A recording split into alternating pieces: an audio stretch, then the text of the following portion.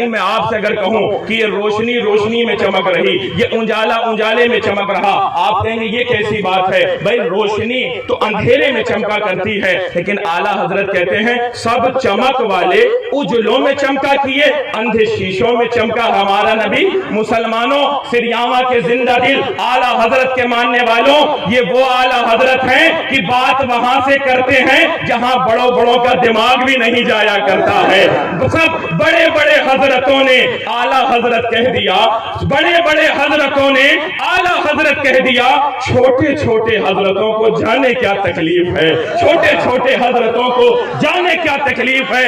آؤ میں تمہیں بتاؤں، یہ وہ اعلیٰ حضرت ہیں۔ ایک بزرگ رہا کرتے تھے مکہ شریف میں، جن کا نام تھا سید محمد مکی مالکی۔ کیا نام تھا؟ سید محمد مکی مالکی۔ مکہ شریف میں رہا کرتے تھے۔ جب وہاں سے سلطنت عثمانیہ کا خاتمہ ہوا اور یہ وہابی سلطنت جب وہاں پر قابض ہوئی تو انہوں نے بادشاہ کو خط لکھا کہ سید محمد مکی مالکی یہاں سنیت کو بڑھا رہے ہیں، بریلویت کو پھیلا رہے ہیں، ان کو گرفتار کیا جائے اور گرفتار کر کے انہیں جیل میں ڈالا جائے یا پھانسی دے دی جائے۔ بادشاہ نے کہا سنو، ان کے ماننے والے اتنے زیادہ ہیں، ان کے مریدین اتنے زیادہ ہیں کہ اگر انہیں پھانسی دے دی گئی یا قتل کر دیا گیا تو عرب میں ایک بھوچال پیدا ہو جائے گا، ہم مقابلہ نہیں کر پائیں گے۔ آپ اور آگے غور کرتے چلیں۔ ان لوگوں نے کہا اگر آپ انہیں قتل نہیں کر سکتے تو ان کی کتابوں کو ان سے چھین لیجئے، ساری کتابیں اپنے پاس منگوا لیجئے۔ جب کتاب ہی نہیں رہے گی تو بریلویت کو کیسے فروغ دیں گے، سنیت کو کیسے آگے بڑھائیں گے؟ میرے ملت کے نوجوانوں، میرے دوستوں اور بزرگوں،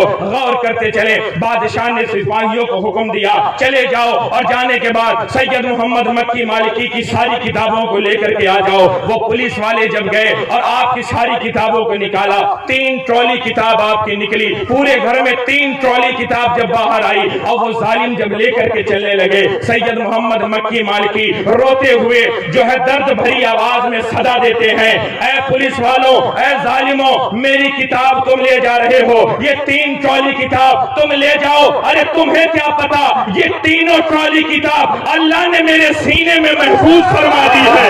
سبحان اللہ، سبحان اللہ۔ یہ تینوں ٹرالی کتاب اللہ نے میرے سینے میں محفوظ فرما دی۔ مسلمانوں، کہنے کا مطلب یہ ہے، اتنے بڑے مرتبے پر فائز سید محمد مکی مالکی کہتے ہیں، میرے والد کہا کرتے تھے اور میرے استاد بھی کہا کرتے تھے، جب دیار ہندوستان سے کوئی آتا ہے تو ہم اس کے سامنے اعلیٰ حضرت کا نام لیتے ہیں، اگر چہرہ کھل اٹھے ہم سمجھ جاتے ہیں سنی ہے، چہرے کا رنگ بدل جائے سمجھ جاتے ہیں گڑبڑی ضرور ہے۔ ارے وہ رضا کے نیزے کی مار ہے کہ عدو کے سینے میں غار ہے، کسے چارہ جوئی کا وار ہے، یہ وار وار سے پار۔ سبحان اللہ، سبحان اللہ، وار وار سے۔ میں بتا رہا ہوں اعلیٰ حضرت کے بارے میں، بہت وقت نہیں لوں گا کیونکہ والد محترم کی بھی تقریر ہونی ہے۔ میں صرف بتاؤں آپ کو کہ اعلیٰ حضرت کے جب شعر کا یہ عالم ہے تو پھر اعلیٰ حضرت کے اور دیگر علوم کا عالم کیا ہوگا؟ جب شعر آپ ایسی جگہ سے کہتے ہیں کہ بڑوں بڑوں کے روک کا کام نہیں۔ اب غور کریں، بہت توجہ سے سنیں، آپ کے دامن میں ایک رحمت کا موتی دینا چاہتا ہوں۔ اعلیٰ حضرت کے شعر پہ غور کریں۔ اعلیٰ حضرت فرماتے ہیں سب چمک والے اجلوں میں چمکا کیے، اندھے شیشوں میں چمکا ہمارا نبی۔ تو یہ چمک والے کون ہیں جو چمک والوں میں چمکے؟ یہ اندھے کیا ہے، یہ شیشہ کیا ہے؟ آؤ غور کرو میرے ملت کے نوجوانوں، میرے دوستوں اور بزرگوں، اس دار فانی میں، اس دنیا میں جتنے انبیاء کرام آئے، مثال کے طور پر حضرت آدم آئے، آپ نے اسلام کی ترویج و اشاعت کی، اسلام کی تبلیغ کی، لیکن جب آپ کے انتقال کا وقت قریب آیا، آپ نے اپنے بیٹے حضرت شیش کو بلایا، کہنے لگے بیٹا دیکھو تمہارے باپ کا سارا کام تمہارے سامنے ہے، میں نے اس منہج پر، اس وے پر، اس بات پر، اس طریقے پر میں نے دین کا کام کیا ہے، میرے بیٹے تم بھی اسی طریقے پہ دین کا کام کرنا، یعنی میری روشنی میں تم دین کا کام کرنا۔ اور آگے بڑھیں، ابراہیم آئے، آپ کے وصال کا وقت قریب آیا، اپنے بیٹے حضرت اسماعیل کو بلایا، حضرت اسحاق کو بلایا، کہنے لگے میرے بیٹوں دیکھو تمہارے والد کا پورا کام تمہارے سامنے ہے، اسی روشنی میں کام کرنا۔ کہنے کا مطلب یہ ہے پچھلے انبیاء کرام ایک جا رہے تو دوسرے آ رہے، آدم ہیں، شیش آ رہے، حضرت یعقوب ہیں، یوسف آ رہے، ابراہیم ہیں، حضرت اسماعیل آ رہے ہیں، یعنی ایک نبی جا رہا دوسرا آ رہا، انہی کی روشنی میں کام کر رہے ہیں۔ لیکن میرے ملت کے نوجوانوں، میرے نبی ایسے وقت میں تشریف لائے، حضرت عیسیٰ علیہ السلام کے آسمان پر اٹھا لیے جانے کے 600 سال کے بعد میرے نبی آئے۔ اس وقت کسی کی روشنی نہیں تھی، اس وقت دنیا میں کفر کا اندھیرا چھایا ہوا تھا، لوگ اپنی بچیوں کو زندہ قبر میں دفن کر دیا کرتے تھے، چاروں طرف اندھیرا تھا، یعنی پچھلے انبیاء ایک دوسرے کی روشنی میں کام کرتے رہے۔ لیکن میرے نبی جب آئے، یہ اندھیر شیشہ، یہ شیشہ دل ہے، یہ اندھے یعنی لوگوں کے دل جب مردہ ہو گئے تھے تب میرے نبی آئے۔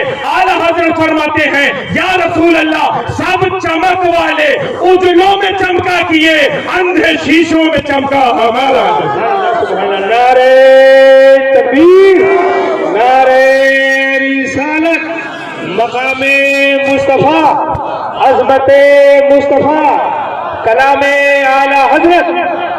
اب آئیں اعلیٰ حضرت کے ایک شعر پہ اور وضاحت کروں، اس کے بعد اپنی بات کو ختم کروں، وقت کی کمی ہے، انشاءاللہ پھر کبھی موقع ملے تو اور باتیں بتاؤں گا۔ اعلیٰ حضرت کے ایک شعر ہے، کون دیتا ہے دینے کو منہ چاہیے، دینے والا ہے سچا ہمارا نبی۔ آؤ اس شعر کی وضاحت کرو۔ اب میں آپ کو کہیں اور نہیں، حضرت علی کی بارگاہ میں لے جا رہا ہوں اور رک کر کے بتا دوں یہ کون علی ہیں۔ ارے یہ وہ علی ہیں، ایک نوجوان نے حضرت علی المرتضیٰ کے بارے میں سنا کہ علی وہ ہیں جنہوں نے ایک ہاتھ سے خیبر قلعے کا دروازہ اکھاڑ دیا تھا۔ کہنے لگا خیبر قلعے کا دروازہ کتنا بھاری تھا، اس کا ویٹ کتنا تھا؟ بتانے والے نے بتایا علی نے جو خیبر قلعے کا دروازہ اکھاڑا تھا اس کا وزن اتنا تھا کہ 40 پہلوان مل کے کھولتے تھے اور 40 مل کے بند کرتے تھے۔ مولا علی نے ایک ہاتھ سے اکھاڑ دیا۔ میرے بھائیوں، دروازہ اکھاڑنا اور ہے، کھولنا اور بند کرنا اور ہے۔ میں آپ سے کہوں آپ اپنے گھر کا دروازہ کھول دیں، آپ کھول دیں گے، میں کہوں بند کر دیں، آپ بند کر دیں گے، لیکن میں کہوں اکھاڑ دیں تو یہ آپ کے بس کا نہیں۔ اب غور کریں، مولا علی نے ایک ہاتھ سے اس قلعے کے دروازے کو اکھاڑا تھا جسے 40 پہلوان مل کے بند کرتے تھے، 40 مل کر کھولا کرتے تھے۔ تو جب اس نوجوان نے سنا کہ مولا علی اتنے طاقتور ہیں، ان کو اللہ نے اتنی طاقت دی ہے، تو اس کے دل میں خواہش پیدا ہوئی میں بھی جاؤں اور دیکھوں علی نظر کیسے آتے ہیں، علی دکھتے کیسے ہیں۔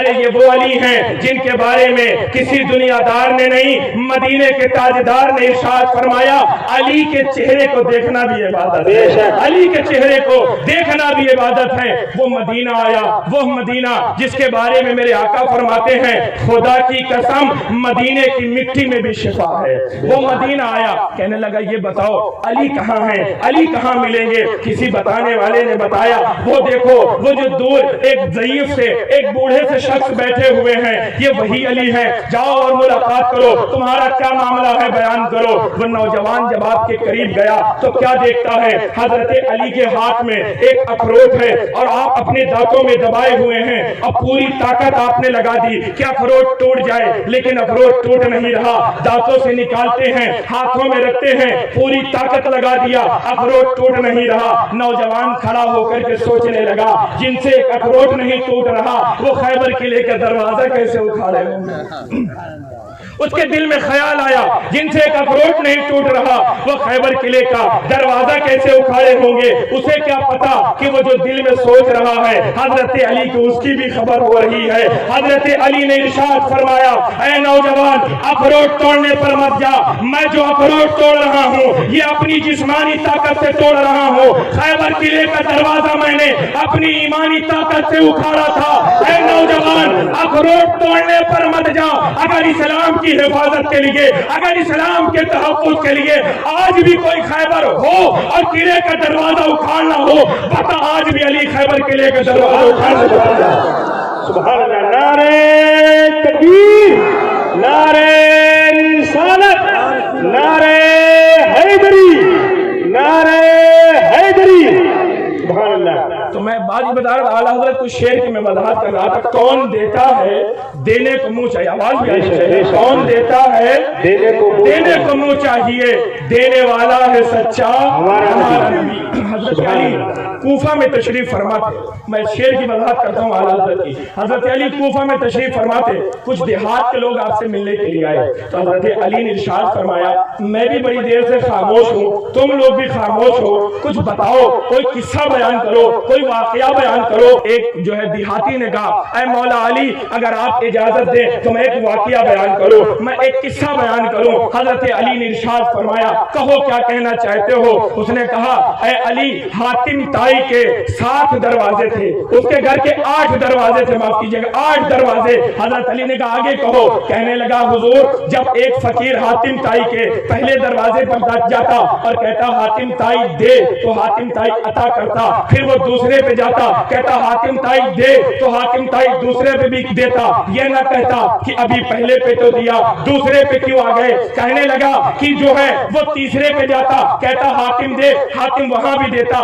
چوتھے پانچویں چھٹے ساتویں آٹھویں پہ جاتا حاتم ہر جگہ دیتا, لیکن یہ نہیں کہتا کہ ابھی تو پہلے پہ دیا, ابھی تو دوسرے پہ دیا, ابھی تو تیسرے پہ دیا, ابھی تو چوتھے پہ دیا, پانچویں چھٹے ساتویں آٹھویں پہ دیا. وہ یہ نہیں کہتا تھا. مولا علی نے کہا کہنا کیا چاہتے ہو. کہنے لگا حضرت حاتم طائی کتنا بڑا سخی ہے, حاتم طائی کتنا بڑا سخی انسان تھا. مولا علی کو جلال آ گیا, تخت سے اٹھ گئے اور کہنے لگے سنو سنو, حاتم طائی سخی نہیں تھا بلکہ بہت بڑا بخیل تھا, بہت بڑا کنجوس تھا. لوگوں نے کہا وہ کیسے. مولا علی نے ارشاد فرمایا اس لیے کہ اگر فقیر کی ضرورت پہلے دروازے پر پوری ہو جاتی تو دوسرے پہ جاتا کیوں, تیسرے پہ جاتا کیوں, چوتھے پہ جاتا کیوں, پانچویں چھٹے پہ جاتا کیوں. دنیا میں سب سے بڑا سخی اگر کوئی ہے تو میرا مدینے والا پیغمبر ہے, میرے آقا نے جسے ایک بار دیا قیامت تک باقی ختم ہو. میرے قریب سے گر بطرہ کسی نے مانگا دریا بہا دیے ہیں ضربے. نعرہ تکبیر, نعرہ رسالت, مسلک اعلی حضرت, کلام اعلی حضرت, فیضان غوث الورا, خواجہ کا ہندوستان, سریاوا کا زندہ مسلمان.